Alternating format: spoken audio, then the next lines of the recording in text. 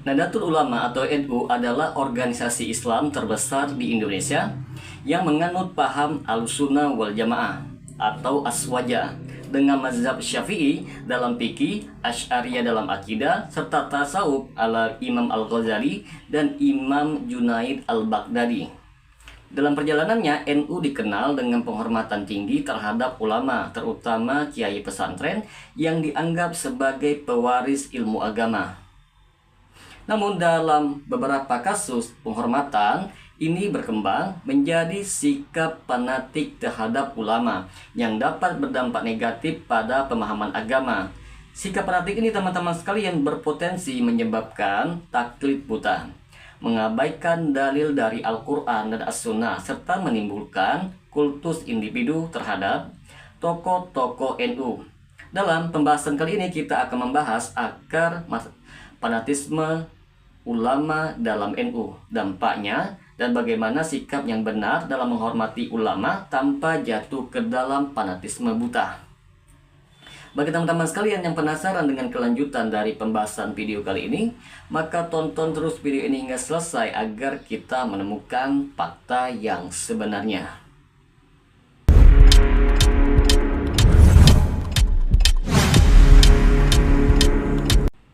Assalamualaikum warahmatullahi wabarakatuh. Jumpa lagi dengan saya Rio Mulyadi di channel Manhaj Dakwah. Pada episode kali ini kita akan membahas tentang fanatisme ulama dalam tubuh NU. NU sangat erat dengan tradisi pesantren, di mana kiai memiliki otoritas tinggi dalam mengajarkan agama dan membimbing santri. Dalam budaya pesantren, kiai sering sekali dianggap sebagai figur yang hampir tidak pernah salah. Sebagai masyarakat, NU meyakini bahwa seorang santri harus taat sepenuhnya kepada kiai tanpa mempertanyakan pendapatnya. Fatwa kiai memiliki kekuatan yang hampir setara dengan hukum syariat. Kiai memiliki karomah atau keistimewaan spiritual sehingga kata-katanya dianggap memiliki keberkahan. Walaupun penghormatan kepada ulama adalah sesuatu yang baik, ketika itu berlebihan, hal ini bisa berubah menjadi kultus individu yang bertentangan dengan prinsip Islam. Teman-teman sekalian, NU mengadopsi tasawuf dalam ajaran Islamnya. Dan dalam tradisi tasawuf ada namanya konsep waliullah, yaitu wali Allah yang dihormati sebagai sosok yang dekat dengan Allah Subhanahu wa taala. Dalam beberapa kasus penghormatan ini melampaui batas sehingga seorang wali ataupun ulama dipandang sebagai perantara umat antara umat dengan Allah. Mirip dengan konsep syafaat dalam Syiah atau Katolik. Akibatnya teman-teman sekalian, ada sebagian masyarakat yang beranggapan meminta berkah langsung kepada kiai yang dianggap memiliki kedekatan dengan Allah Subhanahu wa taala. Menganggap bahwa seorang ulama tidak mungkin salah dalam fatwanya. Menerima semua ajaran ulama tanpa mengecek dalil dari Al-Quran maupun As-Sunnah. Teman-teman sekalian, di dalam NU ada sebuah doktrin, man la syekh lahu fasyaitonu syaikuhu. Dalam tradisi NU ada ungkapan, barang siapa tidak memiliki guru, maka setanlah gurunya. Ungkapan ini sering sekali disalahpahami, sehingga banyak orang NU yang berpikir bahwa menolak pendapat ulama berarti ia tersesat. Akibatnya terjadi doktrin taklid buta terhadap ulama NU tanpa memeriksa apakah ajaran tersebut sesuai dengan dalil yang kuat. Teman-teman sekalian, ini yang menarik, ada beberapa bentuk fanatisme ulama dalam NU. Yang pertama, taklid buta terhadap ulama NU. Taklid dalam Islam berarti mengikuti pendapat ulama tanpa memahami dalilnya.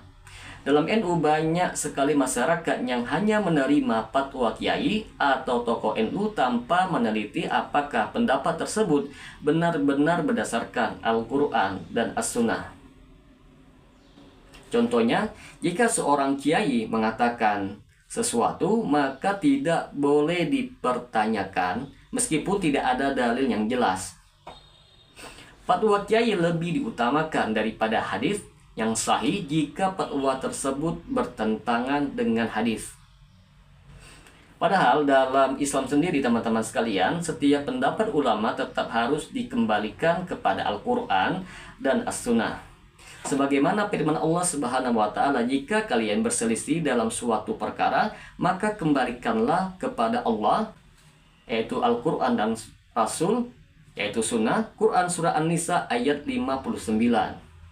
Yang kedua, kultus individu terhadap tokoh-tokoh NU. Dalam NU ada beberapa tokoh yang sangat dihormati hingga hampir disakralkan. Sebagian pengikut NU menganggap bahwa tokoh-tokoh ini tidak boleh dikritik, bahkan jika mereka melakukan kesalahan. Beberapa indikasi kultus individu dalam NU itu sendiri menganggap bahwa hanya ulama NU yang memiliki kebenaran mutlak, memperbolehkan tindakan atau pendapat ulama NU meskipun bertentangan dengan syariat Islam, menganggap bahwa ulama NU memiliki hak istimewa untuk memberikan syafaat.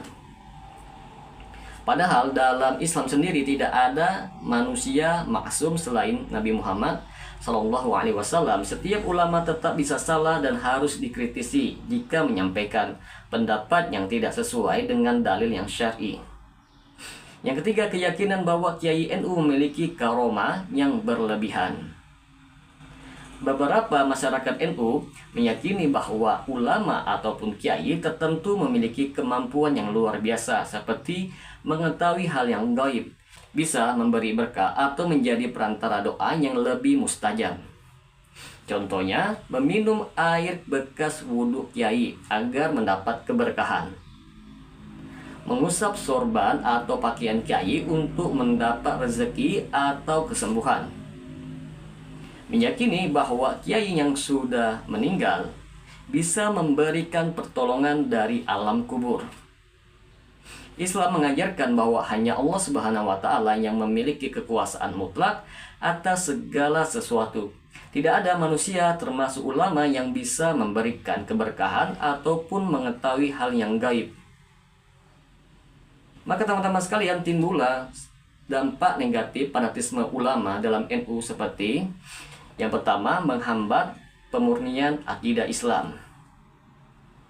Ketika seseorang lebih mengutamakan pendapat ulama daripada dalil, yaitu Al-Quran dan hadis, maka ajaran Islam bisa tercampur dengan budaya dan tradisi yang menyimpang. Akibatnya pemurnian akidah Islam menjadi sulit untuk dilakukan. Yang kedua, memecah belah umat Islam. Fanatisme terhadap ulama tertentu sering sekali menyebabkan perpecahan di antara sesama muslim. Misalnya, jika ada seorang muslim yang mengkritik pendapat ulama NU, maka dia langsung dicap sebagai Wahabi atau anti NU, meskipun kritikannya berdasarkan dalil yang kuat. Yang ketiga, membuka celah bagi penyusupan ideologi asing. Sikap fanatik terhadap ulama NU membuat sebagian pengikutnya mudah terpengaruh oleh ideologi lain yang mengatasnamakan ulama NU. Sebagai contoh, beberapa kelompok berpaham liberal atau bahkan Syiah berusaha menyusup ke dalam NU dengan mengklaim bahwa mereka mengikuti pemikiran tokoh-tokoh NU tertentu. Teman-teman sekalian, Islam mengajarkan agar kita menghormati ulama, tetapi tetap mengedepankan dalil dari Al-Quran dan As-Sunnah.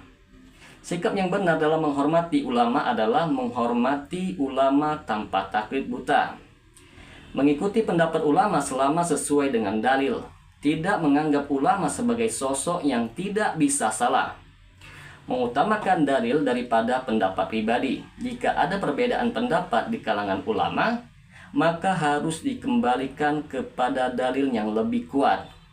Menjaga kemurnian tauhid, tidak meminta berkah ataupun pertolongan kepada ulama, baik yang masih hidup maupun yang sudah wafat.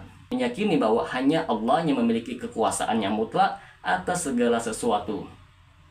Maka dapat kita simpulkan di sini teman-teman sekalian, fanatisme terhadap ulama dalam NU adalah fenomena yang berbahaya, jika dibiarkan berkembang. Islam mengajarkan keseimbangan antara menghormati ulama dan tetap berpegang teguh kepada dalil.